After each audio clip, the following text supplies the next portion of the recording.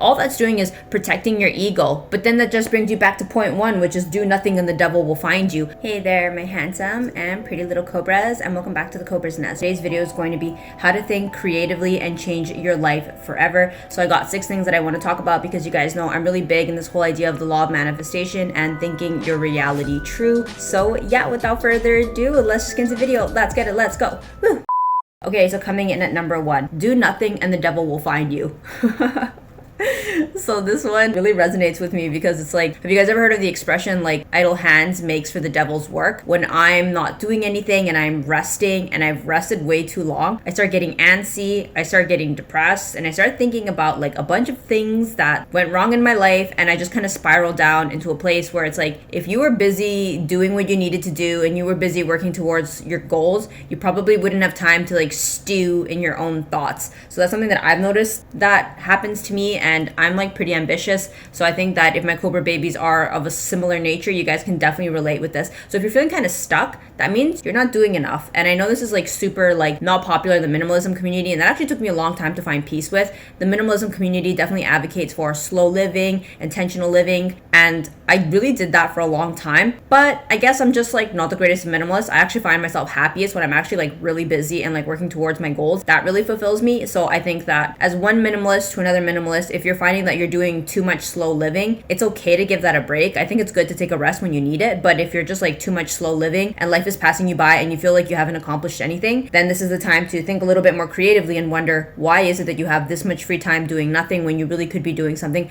a little bit more productive going towards your goals? Okay, coming in at number 2, imagine anything into reality. Understand that your thoughts become reality. And this one is something that is not my own personal opinion and is actually rooted in Buddhism itself. So again, I don't take credit for this philosophy whatsoever, but I think this one really resonates a lot with me, and I feel like it could resonate a lot with my Cobra babies. For me, this idea that like your thoughts become reality is like such a profound and such a deep thought. Like I have no clue how Buddha thought of this. I didn't really used to understand this until I went deeper into minimalism, deeper into Buddhism, and I realized that yeah, a lot of the things that exist in my external world, if you trace it back far enough, took root in my thoughts. And definitely your environment shaped your thoughts and vice versa, and that's why they're always like, be careful about your environment because it'll influence your thoughts. Be careful who you are around because it will influence your thoughts, and vice versa. Sometimes our thoughts lead to some of the things that we accept in our life, some of the things that we do in life. If you trace it deep enough, it's kind of like a feedback loop, and you kind of need to examine where did it start and where did it end. But kind of realizing that your thoughts actually carry a lot of weight, carry a lot of validity, can really help you a lot if you're feeling stuck in life. If you're feeling like, I really don't know why things are not working out, sometimes it's good to take a moment and do the shadow work. I know I've definitely talked about that a lot on my channel, and it's not necessarily very core minimalism,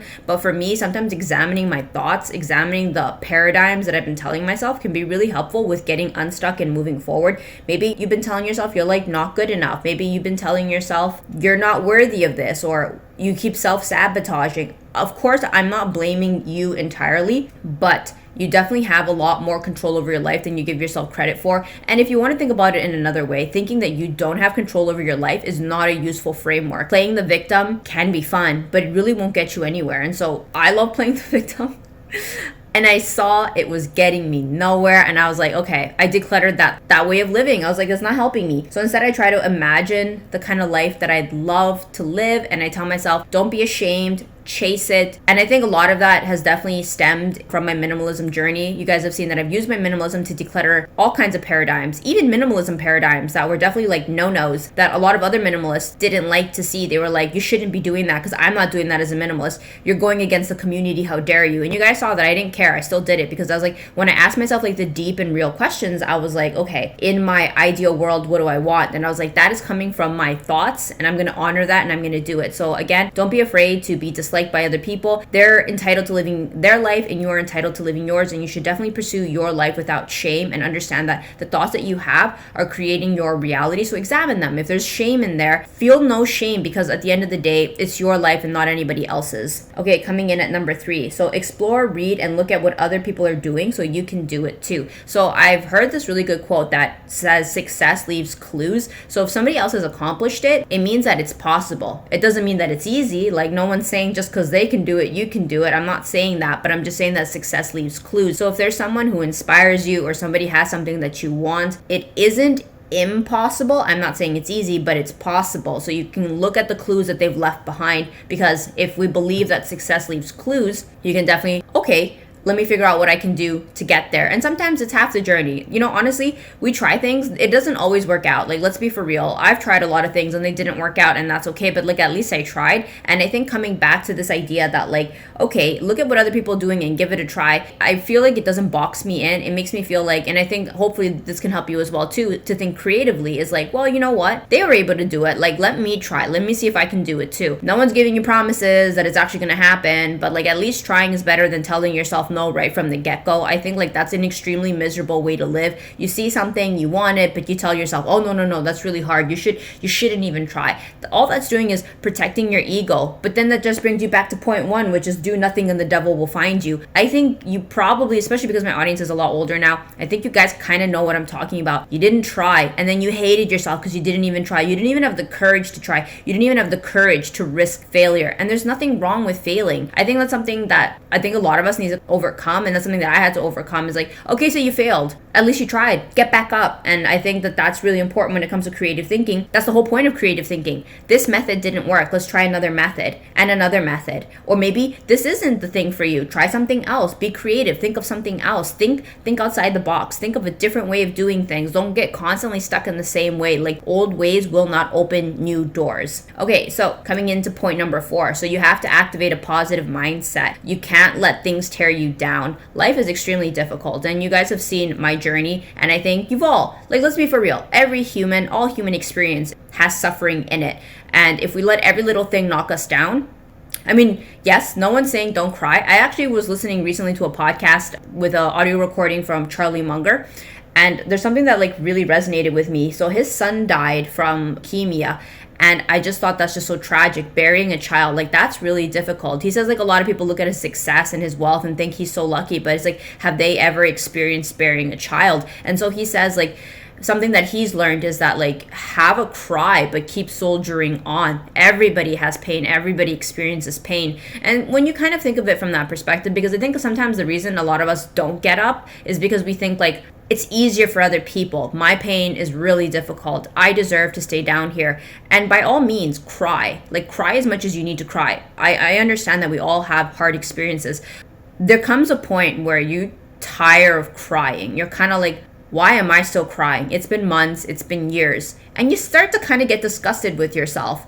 And when you finally reach that place, that's when you realize having a positive mindset, even through the hardships, is a better attitude than falling to pieces every time something bad happens, because bad things will continue to happen, and all we can do is try to develop strength, soldier through, and having the grace to like laugh at ourselves, laugh at our failures, and keep going. Because like, you can get stuck, and no one's saying you need to keep going, but you're going to end up at point 1 again. Do nothing and the devil will find you. So I think cultivating that positive mindset will give you the strength to soldier through life's hardships.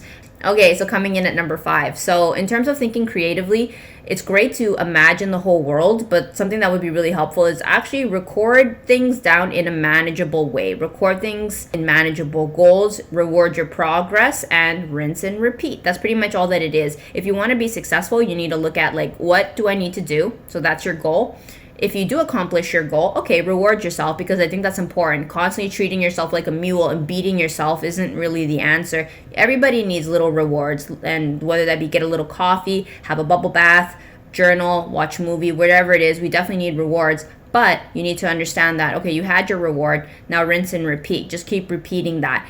And that's all that a goal was at the end of the day. It's just like the repeated action that you do over and over again. And I think I can give a good example of that is like working out. The reward is having like a healthier, more fit body. What were the manageable goals? Okay, well, I'm going to eat better. I'm not going to eat junk food. I'm going to make sure I hit the gym. I'm going to drink water instead of like, I don't even know, more caffeine. So it's just like you just keep repeating these actions. Hit the gym, eat better, sleep better, drink water. Repeat, hit the gym, eat better, go to the gym. Did I already say that? And you just keep repeating these actions over and over again. So a beautiful body or a fit body or a hot body, healthy body, is the sum of these repeated actions over and over again. Whatever your goal is, just look at break down the actionable steps to get you there. That's what thinking creatively is. What frameworks, what steps can I repeat to create the goal that I'm going towards. And then coming in at number 6, and I think this one is extremely useful and one that I'm currently in an era of. Clap for yourself during the boring parts. No one's gonna clap for you at the gym. Like when you're like pumping iron or you're running on the treadmill, do you really need someone standing by you holding your hand every single step of the way? I think it's great when people cheer you on in the beginning. Maybe you tell like a friend or a family member, you're like, hey, I'm thinking of hitting the gym more often. They're going to tell you, I think that's a great idea. But they're not going to be with you on the treadmill. They're not going to be with you pumping iron. They're not going to be with you when you get in the car and it's November and it's cold and you need to drive to the gym. They're not going to be with you when you choose to order a salad instead of another pizza slice. I think that kind of illustrates the point that you have to develop the habit of clapping for yourself during the boring parts, because you can't rely on other people's clapping. It isn't anybody else's responsibility to clap for you during the boring parts. You need to do that for yourself. So that could be like when you go to the gym, clapping for yourself is putting your favorite music in the car.